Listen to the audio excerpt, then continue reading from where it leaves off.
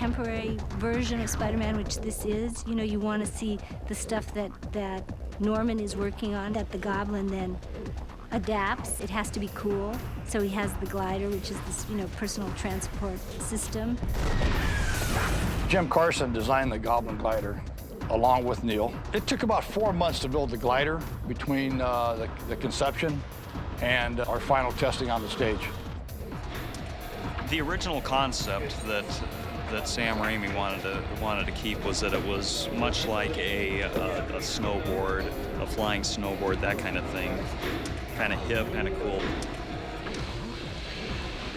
We were trying to just go blue sky and come out with a lot of different concepts. Sam kind of channeled us in more towards the original glider that's in the comic book as far as the feel. And what that is essentially is a rocket tube with a couple of these kind of bat wings that look like they're made out of 2x4s. So what we attempted to do is still stay true to that, so it was still the Goblin glider that you see in the comics, just updated and a little cooler. And what I originally did is I did just old-fashioned pencil sketch of it for the original design, and painted it in the computer. It was quite a complicated rig to design this thing that would fold and open up and fly without anybody getting hurt on it.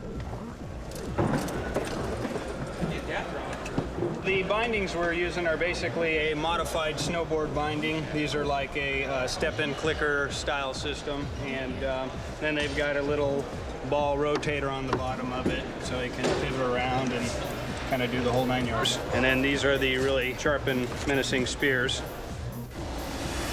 And then we've got pumpkin bombs that shoot out the top. These guys will pop out of here, and he catches them and then throws them for destruction.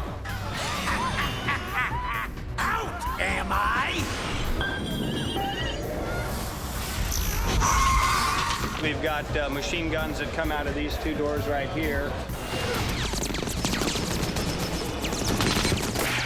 Then we've got a rocket in the center. This thing is actuated and actually will, on one of the shots, pops out.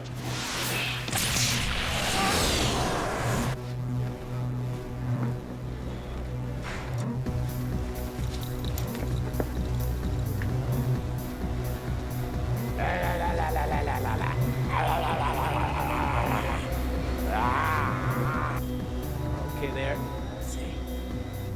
I knew that flying the Goblin glider would be challenging. It's moronically simple in a funny way. The trick is not to get hurt, not to fall off the thing, and to try to look graceful. So it's all about balance. Up.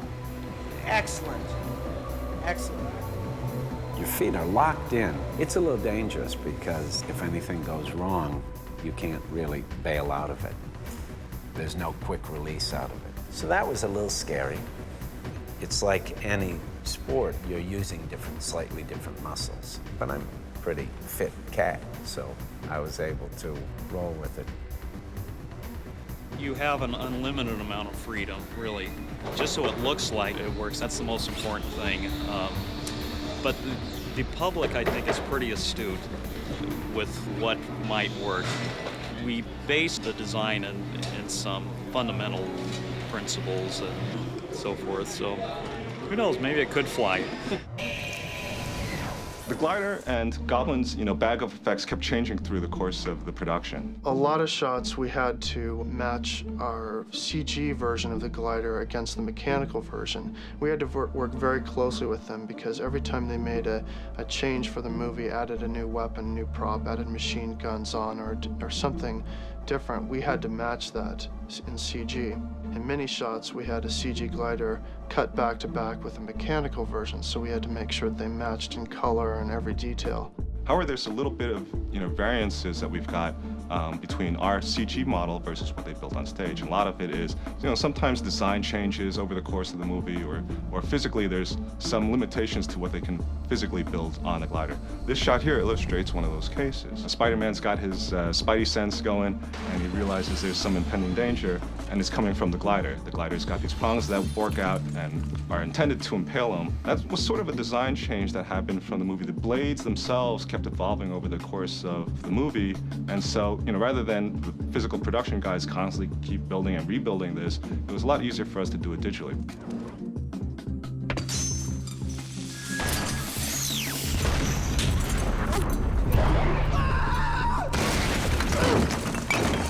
Green Goblin, he's got this pumpkin bombs that he grabs, and they articulate into a whole bunch of different types of weapons. This pumpkin bomb is just an explosion pumpkin bomb. It truly is a bomb. In this case, it's going to blow up the balcony building that MJ and some of our other characters in the movie are standing on. Here is an example of one of the Razorbat shots. Again, is the same pumpkin bomb that you're seeing here that sort of explodes out and articulates into these spinning blades of death. It's got the same design parameters. It's got, the LEDs up on the top, and it's got the same sort of top shape of it, but as its shell expands, it'll manifest itself into other types of objects. In almost all cases, whenever there is a physical object that's definitely going to be built, that'll almost always dictate what we wind up doing. The production design had built a physical pumpkin bomb. We brought it in-house, we took a look at it.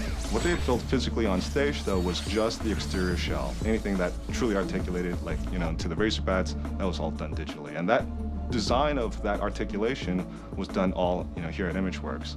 We had our art department and some of our TDs. They would try to sort of conceptualize how it should react, what its properties should be. It was one of those cases also for the Razorbats where we sort of cheated, because there's actually no way to physically compress all that, if it were truly a real object, into that small space.